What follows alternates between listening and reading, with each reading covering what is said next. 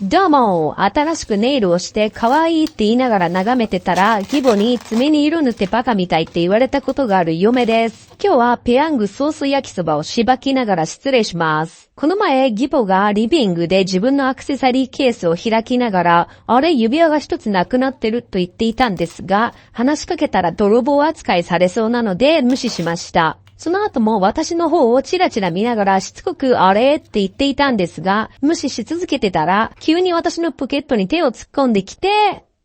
ババア。しかも手を出したら埃の塊を掴んでて、その埃を私に投げてきて、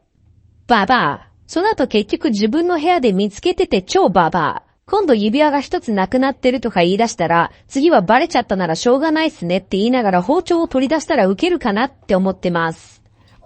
というわけで今日はチラ見でち上げババアの濡れ衣ポケット焼きそばをいただきました。ごちそうさまでした。ではまた。